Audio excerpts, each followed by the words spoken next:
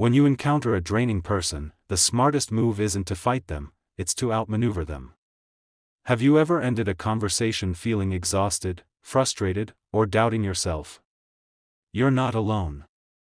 Many of us have experienced the subtle toll of interacting with someone who pulls us into their turmoil and leaves us to deal with the emotional aftermath. But what if you could neutralize that impact?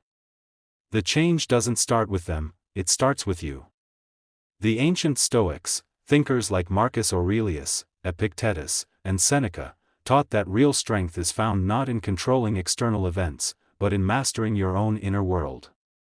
Their wisdom offers a roadmap for maintaining calm amidst chaos, safeguarding your peace when it's under attack, and exiting manipulative situations with your self-respect untouched. In an age of quick emotional reactions, this Stoic approach is more than just useful, it's vital. As Marcus Aurelius reflected, you have power over your mind, not outside events. Realize this, and you will find strength. This is the heart of our discussion, reclaiming your mental and emotional power by applying 6 timeless Stoic principles for handling difficult people. You don't have to fix, confront, or even resent toxic individuals. You simply need to be more composed and strategic than the chaos they create. If you're ready to stop being drawn into other people's drama and start defending your inner calm, let's dive in. 1. Identify the cycle, don't internalize it. The initial step is cultivating awareness, not of the other person, but of your own internal reactions. Draining individuals feed on emotional responses. Their methods, whether passive aggression, chronic criticism, guilt trips, or subtle manipulation, often share a common objective: to control the emotional environment and make you accountable for their negativity. The moment you consciously notice this pattern without being swept up in it, you take your power back. Epictetus taught, it's not what happens to you, but how you react to it that matters. The words or actions of a difficult person aren't inherently harmful, the sting comes from our interpretation, our decision to take it to heart. Here's how you shift the dynamic: become a calm observer in your own life. Watch the interaction unfold without an immediate emotional response. Your role is like a guardian of your mind, noticing potential threats and consciously deciding if they warrant your energy. Ask yourself, what repetitive tactics does this person use? Do they deflect blame? Dominate with negativity? Undermine or pressure you? By clearly naming the strategy, you strip it of its power. It becomes a recognizable maneuver, and maneuvers can be countered with reason and presence. The most liberating insight? Their behavior isn't really about you. It never was. 2. Establish clear boundaries with composed certainty. Marcus Aurelius led a vast empire, yet he knew that the ultimate territory to govern was his own mind. To do this, we need firm emotional boundaries. Often, you don't need to defeat a toxic person, you simply need to deny them entry to your time, energy, and emotional state. Boundaries aren't about pushing people away. They are about protecting what's valuable within you: your serenity, your principles, your mental clarity. A Stoic doesn't build impenetrable walls but installs a gate and decides who holds the key. How do you set a Stoic boundary? First, pinpoint the specific behavior that depletes you. Is it the coworker who unloads their pessimism on you daily? The relative who uses obligation to manipulate? The friend whose one-sided conversations leave you empty? Once you're clear, state your boundary with calm precision. Use "I" statements, not accusations. Instead of, "You're always so negative," try, "I feel drained after conversations that focus heavily on problems. I'd prefer we talk about more constructive topics." This isn't a confrontation, it's a calibration. You aren't trying to change them, you are informing them how to interact with you in a way that honors your space. The crucial part is maintaining the boundary. Expect it to be tested. Difficult people often challenge limits, not out of malice, but because they resist constraints. Remember, calm and consistent reinforcement is more powerful than any heated argument. As the Stoics believed, unwavering consistency, not emotion, builds true strength. Your steady firmness, like water shaping stone, creates lasting change. And sometimes, the most powerful boundary is silence. You are not required to answer every text, attend every gathering, or justify every choice. You have the right to say no, kindly, but without apology. 3. Become a low-interest target for drama. Some individuals seem to thrive on reaction. They prod and provoke, not necessarily from hatred, but because they require your emotional energy to feel validated. Modern psychology's gray rock method aligns perfectly with this ancient Stoic idea. Seneca noted that a wise person is self-sufficient. You don't have to accept every invitation to conflict. Instead, make yourself uninteresting to their tactics. Be neutral, calm, and unreactive, not cold or artificial, just steady. Imagine trying to argue with a large stone. You can push, yell, or insult it, but it remains unmoved. Eventually, you tire and stop. This is the effect of emotional non-reactivity. You remove the fuel, and the drama can't sustain itself. What does this look like in practice? If someone criticizes your choices or work, respond with a neutral, "I see," or "That's your perspective." Offer no fire, no lengthy defense, no emotional payoff. When manipulation escalates, through guilt, sarcasm, or anger, remind yourself that you are not their audience. You are an observer. Their chaos is not yours to manage. This isn't about suppressing your feelings. It's about wisely choosing when and where to express them, and never for someone else's entertainment. In a world conditioned to react and retaliate, choosing peace over provocation is a courageous act. You become immune to their poison not by fighting back, but by refusing to enter the arena. 4. Step back with understanding, not anger. Stoicism isn't about becoming emotionless, it's about staying centered. A commonly misunderstood concept is that detachment equates to rejection. The instinct when hurt is often to retaliate or cut someone off with bitterness. The Stoic response is different: detach with compassion. Epictetus advised that when someone provokes you, the real disturbance comes from your own judgment of the event, not the event itself. The insult itself is powerless, the pain comes from the meaning you assign to it. Toxic behavior often springs from a person's own inner pain, insecurity, fear, or a lack of control. Their actions are a reflection of their internal struggles. While their behavior may be directed at you, it doesn't define you. This is where Stoic detachment becomes a superpower. You can maintain a sense of compassion without granting them access to your inner peace. Visualize a stone thrown into a calm lake. The water ripples momentarily, then returns to stillness. Your goal isn't to prevent the stone from being thrown, it's to return to your calm state more and more quickly, until the impact is minimal. Detaching with compassion means you recognize that their negativity reveals more about their inner state than it does about you.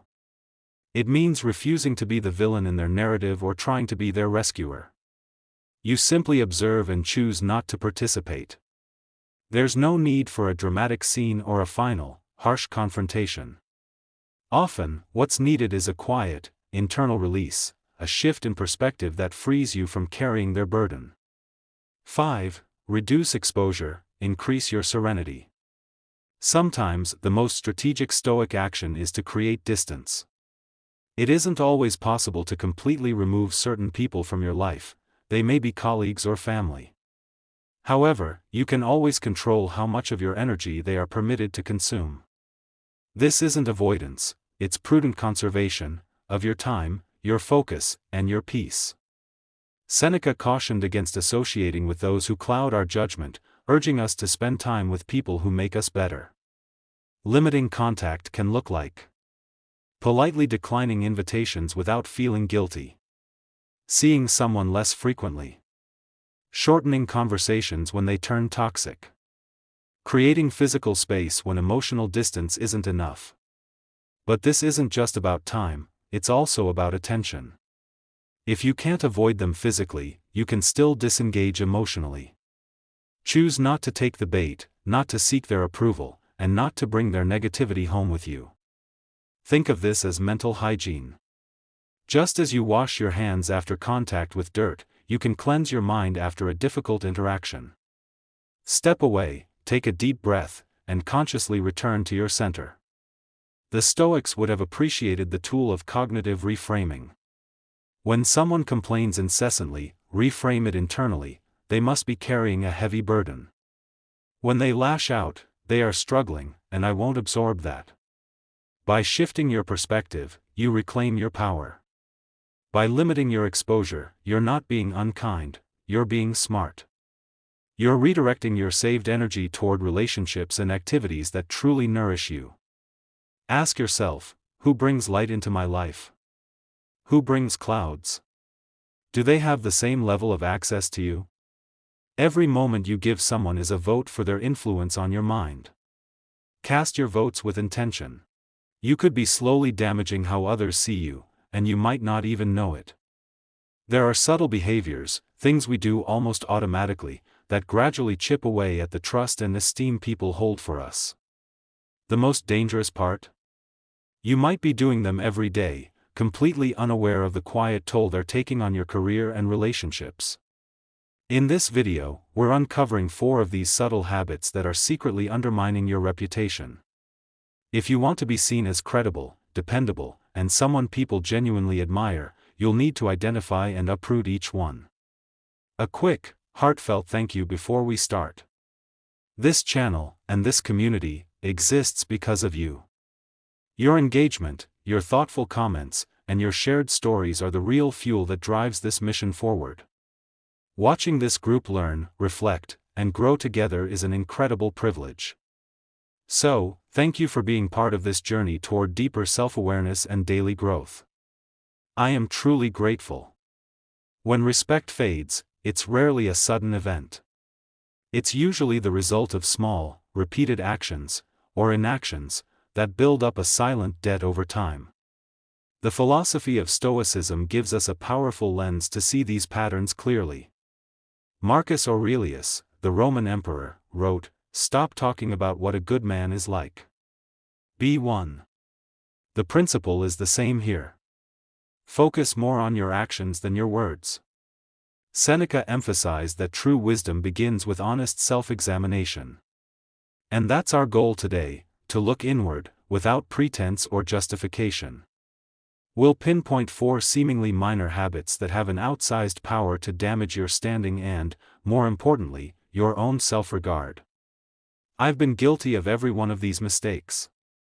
It was only when I began integrating Stoic practices into my daily routine that I saw a real shift, more respect from others, more balance, and clearer, stronger relationships. If you're ready for an honest look in the mirror, get comfortable. What we discuss might be challenging, but it's also the first step toward real freedom. Habit 1: The poison of gossip. The first behavior that corrodes respect is also one of the most common and overlooked: gossip. On the surface, it seems harmless, just casual chat, a way to bond. But here's the uncomfortable reality: if someone will gossip to you, they will almost certainly gossip about you. When you engage in this, even without malice, you send a clear message: I can't be trusted with confidences. I find entertainment in the misfortunes of others. I recall a time in university where gossip was the social currency. Everyone discussed everyone else's business. It felt like a harmless group activity. There was one student, let's call her Anna, who was very private. Someone discovered she had feelings for a guy in our class, and that personal detail quickly became public gossip and a source of jokes. Anna withdrew completely. The quiet way she distanced herself was a silent lesson to everyone who saw it. I realized then that gossip is never a victimless crime, it always leaves a mark. The Stoics were clear on this. Epictetus advised, if you hear something, don't be quick to repeat it. If it doesn't concern you, don't speak it. Engaging in gossip diminishes you, and people notice. They start to wonder, if they talk about others this way, what do they say about me when I'm not there? Building a respectable character is a daily choice. Choose not to spread information that doesn't build someone up. Opt for conversations that inspire, that explore ideas, not tear down people.